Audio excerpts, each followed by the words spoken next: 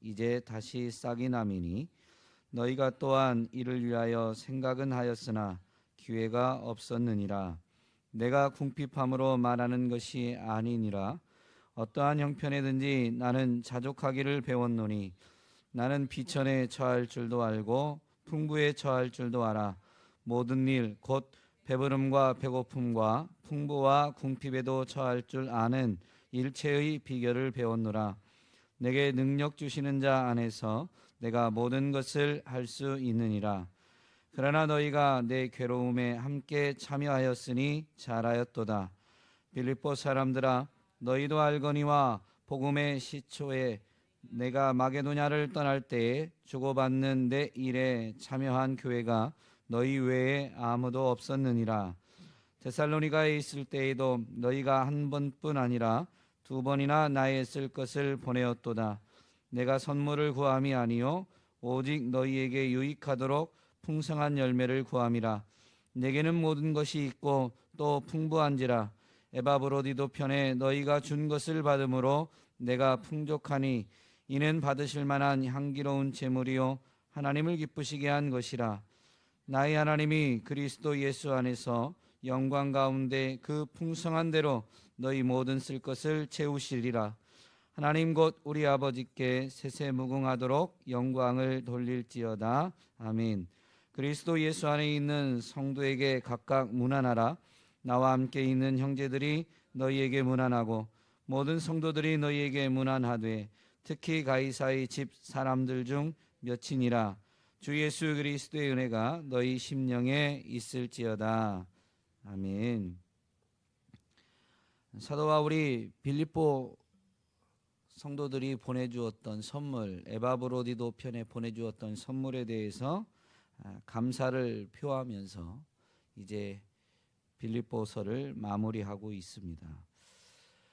에바브로디도를 통해서 보내준 선물에 대해서 감사하는 것이 10절에 보면 주 안에서 크게 기뻐한다라는 표현을 통해서 나타내고 있죠. 사실 선물 자체 때문에 바울은 내가 주 안에서 크게 기뻐한다라고 말한 것이 아닙니다. 이어지는 이 고백에 보면 그것은 선물 자체 때문이 아니라 그들과의 관계 때문임을 분명히 보여주죠. 너희가 나를 생각하던 것이 이제 다시 싹이 났다라는 이 표현을 보면 한동안 이 빌립보 교회가 바울을 돕던 일들이 중단되었던 것을 알 수가 있습니다. 그 중단되었던 기간 동안 바울은 이 기간이 얼마나 됐는지는 여기에 나와 있진 않지만 어떤 서로 돕던 이 관계에서 돕던 것이 중단되다 보니까 이제 잊혀지진 않았는가라는 생각이 들 수 있죠. 그런데 그 잠시 중단되었던 그들의 도움, 그 선물이 다시 싹이 났다, 다시 시작되었다라는 것입니다. 그러므로 내가 잊혀진 것이 아니라 어떤 사정이 있었겠지만 이제 그들이 나를 생각하고 있구나, 이걸 확인하게 되었기 때문에 바울은 크게 기뻐한다라고 분명히 고백하고 있습니다. 그러면서 이를 위해 생각은 하였으나 기회가 없었느니라 라고 말하면서 그들이 한동안 그 도움을 주었던, 서로 도왔던 이 일들이 중단되었던 것은 어떤 사정이 있었음을, 그것을 바울이 이해하고 있음을, 도움이 안 줬던 것이 서운한 것이 아니라 잊혀졌을까 봐 했던 것이 이 바울에게 어떤 두려움이었을 수 있겠지만 이제 기회가 없어서 그러지 못했음을, 이제 기회가 생겨서 분명히 이렇게 해주었으니 나를 기억하고 함께 동역하고 있는 것 때문에 그 사랑의 관계, 동역의 관계 때문에 기뻐한다라고 분명히 고백합니다. 특별히 이 감사가 관계로 인한, 이 동역의 관계로 인한 것임을 다시 한번 고백하는데 그것이 바로 14절입니다. 그러나 너희가 내 괴로움에 함께 참여하였으니 잘하였도다. 바울의 괴로움은 육신적 괴로움을 의미하는 게 아닙니다. 골로새서 1장에서도 분명히 바울이 괴로움이라는 단어를 쓰게 되는데요. 골로새서 1장에 보면 그리스도의 남은 고난을 자기 몸에 채우는 것을 너희를 위하여 내가 괴로움을 당함을, 그 교회를, 골로새 교회를 향해서 편지할 때 내 괴로움을, 그 너희를 위하여 괴로움을 받는 것을 기뻐한다라는 고백을 분명히 하거든요. 그것은 교회를 위한 사역, 복음 사역을 나타내는 것입니다. 그리스도의 남은 고난을 그의 몸된 교회를 위하여 내 육체에 채운다라고 분명히 선포했거든요. 너희를 위한 이 괴로움 받는 것을 기뻐한다라는 것은 교회를 위한 것이고, 그것은 교회를 섬기는 일은 그리스도의 남은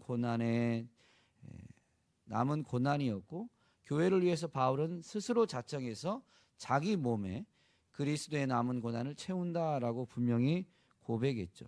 바울의 자청함이었습니다. 복음 사역을 위한 바울의 자청함, 그게 육신적인 괴로움이라는 단어로 표현되었는데 이것은 사역을 분명히 가리키는 거죠. 그런데 이 빌립보 교회에 너희가 내 괴로움에 함께 참여하였으니 잘하였도다라고 하면서 에바브로디도 편에 보내준 그 선물이 바울과의 동역, 복음 사역의 동역임을, 그것이 잘한 일임을 표현함으로 인해서 지금 감사를 표현하고 있는 것입니다. 또한 이 선물이 계기가 돼서 지금 바울이 빌립보 교회에 감사하다라고 표현하고 있는 거거든요. 선물이 계기가 돼서. 그래서 바울은 이 선물을 더 요구하는 것처럼 보여질까 봐, 그런 오해를 살까 봐 결코 그렇지 않다라는 것을 설명하게 되는데, 10절에서 관계 때문에 그 선물을 인해서 감사하다, 선물 자체가 아니라 관계를 확인하게 되어서 감사하다라고 하면서 11절부터 13절까지 내가 궁핍해서 말하는 게 아니다, 내가 궁핍했는데 그 선물 후원하는 게 와서 감사하다는 게 아니다라는 걸 이제 설명하는 겁니다. 더 선물을 요구하기 위한 감사가 아니다라는 거죠. 내가 궁핍함으로 말하는 것이 아니라 어떠한 형편에든지 자족하기를 배웠고, 그 자족하는 것은 바로 내게 능력 주시는 자 안에서의 자족임을, 즉 내게 능력 주시는 하나님으로 인해서, 그 하나님을 의지함으로 인해서 만족하는 것임을 분명히 고백하고 있습니다. 선물로 인한 즐거움이 아니라 하나님으로 인한 즐거움을 나는 누리는 고 있는데, 선물 때문에 주 안에서 너희와 나의 관계가 확인되었다라는 것이죠. 또한 바울이 빌립보 교회에 선물을 구하고 있는 것이 아님을 분명히 고백하게 되는데, 18절에 보면 내게는 모든 것이 있다라고 하죠. 17절에서 내가 선물을 구함이 아니다라고 하면서 너희에게 유익하도록 풍성한 열매를 구함이다. 내게는 모든 것이 있고 또 풍부하다라고 분명히 고백합니다. 빌립보 교회가 아니어도 하나님의 돌보심, 하나님의 공급하심을 바울은 체험했기 때문에 내게 능력 주시는 자 안에서 모든 것을 할 수 있다라고 분명히 앞부분에 설명했잖아요. 이 능력 주시는 자 안에서 모든 것을 할 수 있다라는 바울의 고백에 보면 풍부에도 처할 줄 알고, 하나님이 공급하시면 풍부할 때도 있고, 그러나 풍부해서 만족이 아니라 능력 주시는 그분 때문에 만족이고, 궁핍에 처할 때도 있지만 또한 그 궁핍할 때도 주님 안에서 이후로 주님이 사역을 위해 필요한 것이 있으면 분명히 공급해 주실 것이기 때문에 주님 때문에 만족하고 있거든요. 그런데 지금 사역하는 중에 바울은 그래서 모든 것이 있고 풍부하다라고 합니다. 물론 이어지는 표현에 보면 에바브로디도 편에 너희가 준 것을 받음으로 내가 또 풍족하다라고 분명히 말하게 되죠. 그 풍족함이 있지만 선물을 구함은 결코 아니다라고 하면서 바울이 더 선물을 요구하지 않는 것임을, 도리어 그 선물로 인해서 너희에게 유익하도록 풍성한 열매를 구한다라고 바울이 분명히 설명합니다. 그들이 동역한 것, 그들이 선물을 보냄으로 인해서 바울과 동역한 것은 그들에게 유익이 되고 풍성한 열매를 바울이 구하게 되죠. 이어지는 19절에 보면 이렇게 바울이 기도하게 됩니다. 나의 하나님이 그리스도 예수 안에서 영광 가운데 그 풍성한 대로 너희 모든 쓸 것을 채우시리라. 하나님이 일용할 양식을 주시는 분이시죠. 주기도문을 살펴볼 때 이때 이 일용할은 우리에게 필요한 것 플러스 심을 것, 베풀고 나눌 것을 가리키는 것이어서 원래 단어적 의미를 보면 필요한, 일용할이라는 의미도 있지만 충분한이라는 의미도 있다라고 분명히 말씀을 살펴보았었습니다. 지금 빌립보 교회가 그러합니다. 자기들에게 하나님이 공급하신 일용할 양식 중에 베풀고 나눌 것이 분명히 있어서 바울을 도왔던 것이죠. 바울을 후원했던 겁니다. 그리고 그것을 받은 바울은 분명히 이제 하나님의 공급하심을, 하나님의 돌보심을 체험했고 그 하나님을 믿고 있기 때문에 자기에게 능력 주시는 자 안에서 자기가 누리는 은혜가 빌립보 교회에게도 누려지기를 19절에서 분명히 선포하고 있습니다. 참 재밌는 표현이 또 하나 있는데요. 20절에서 이렇게 사도 바울이 이어서 고백합니다. 하나님 곧 우리 아버지께 세세 무궁하도록 영광을 돌릴지어다. 아멘 하죠. 나의 하나님이 그리스도 예수 안에서 영광 가운데 그 풍성한 대로 너희 모든 쓸 것을 채우시리라. 하나님이 너희에게 쓸 것을 채우시게 될 것이다 라고 하는데 이어서 하나님 곧 우리 아버지께 세세 무궁하도록 영광을 돌려라 라고 빌립보 교회에게 권면하고 있는 것입니다. 그러면 빌립보 교회가 어떻게 해서 영광을 돌리라는 걸까요?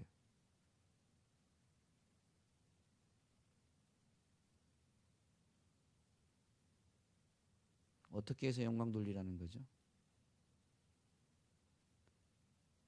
바울을 도왔던, 바울을 후원했던 그 선물은 하나님께서 받으실 만한 향기로운 제물이요 하나님을 기쁘시게 한 것이다 라고 했습니다. 바울을 도왔던, 바울을 후원했던 그것이 하나님께 영광이 되었습니다. 그러나 지금 오늘 읽은 본문을 분명히 살펴보면 또 선물에서 하나님께 영광을 돌리라는 의미는 분명히 아니죠. 바울은 선물을 더 이상 요구하는 것이 아니다라는 것을 설명을 했습니다. 자족한다는 것과 직접적으로 내가 선물을 구하는 게 아니다. 도리어 너희에게 유익하도록 풍성한 열매를 구한다라고 했습니다. 이 말은 빌립보 교회가 바울이 기도하는 내용대로 하나님께서 예수 안에서 영광 가운데 풍성한 대로 모든 쓸 것을 채워주심을 받아 누림으로 인해서 하나님께 영광을 돌리라는 것입니다. 하나님이 일용할 양식을 공급하셨는데 그 중에 일부를 구별해서 복음 사역에 동참했거든요. 복음 사역에 동참한 그들은 내일 쓸 것을 비축해 놓고 비축해 놓은 것 외에 남은 것을 드린 게 아닙니다. 하나님이 오늘 일용할 양식을 주셨는데 그 오늘 일용할 양식 중에 오늘 우리에게 필요한 것과 심을 것이 있는 거죠. 이 심을 것을 내일을 위해서 비축한 게 아니라 복음 사역을 위해서 드린 것입니다. 내일 일은 내일이 염려할 것이죠. 오늘 먹을 것과 심을 것을 구별해서 분명히 하나님을 기쁘시게 해 드렸습니다. 그렇다면 내일이 되면 내일에도 하나님은 우리에게 일용할 양식을 공급해 주시는 것을 분명히 체험하고 누림으로 인해서 하나님께 영광을 돌리는 것이 되는 것이죠. 왜요? 하나님은 어떤 분? 일용할 양식을 주시는 분. 하나님은 하나님의 나라와 복음을 위해 먼저 그의 나라와 의를 구한 자에게 이 모든 것을 더해 주시는 분이심을 밝혔기 때문에, 드러냈기 때문에 하나님께 영광이 되는 것입니다. 그리고 내일이 되면 그 하나님의 공급하심을 받으면 또 어떻게 해야 되는 거예요? 그것을 체험했으면 이 일용 아래는 내가 먹을 것과 심을 것이 있구나라는 것을 분명히 알아서 또 심는 거죠. 또 심는 거죠. 그러면은 그 하나님께 영광 돌리는 삶은 자기가 하나님의 공급하심 때문에 하나님이 우리에게 필요한 것을 주셨기 때문에 내가 산다는 것과 반드시 그 중에는 심을 것이 있음을 알아서 하나님의 나라와 복음을 위해 하나님이 주신 것 중에 일부를 내어드리는 것이 반복되게 되어 있죠. 반복되게. 이것이 하나님께 계속 영광이 됩니다. 심어서도 영광이고 그분이 주시는 것을 받음으로 인해서도 영광입니다. 별로 아멘이 잘 새벽에는 안 나오겠지만 여러분 어떤 이 유튜브 영상을 이렇게 메시지예요. 설교 말씀 등을 듣다가 보니까 그런 예를 들더라고요. 저는 이 애완동물을 키우는 걸 별로 안 좋아해가지고 몰랐는데 그 설교를 듣다가 너무 깨달은 게 있는데요. 오늘날은 애완동물들을 많이 기르시잖아요. 애완동물을 기르면 여러분 저는 그 설명은 이해가 됐어요. 뭔 유익이 있다고 애완동물을 기를까? 애완동물 기르는 사람은 왜 애완동물을 길러요? 요즘은 애완동물 키우려면 돈이 정말로 만만치 않게 들어가고 또 똥도 다 치우고 목욕도 시키고 수고로운 게 훨씬 더 많은데 애완동물을 키운다 이거죠. 왜 애완동물을 키울까요?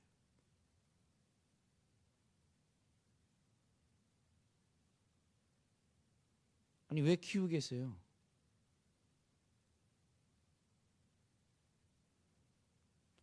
이제 개로 말하면요.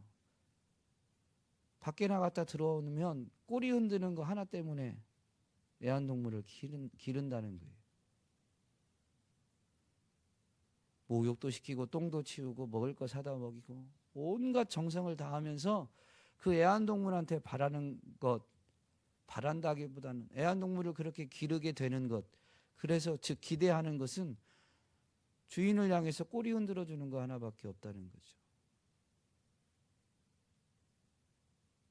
모든 돌봄을 다 받으면서 꼬리 한번 흔들면 된다.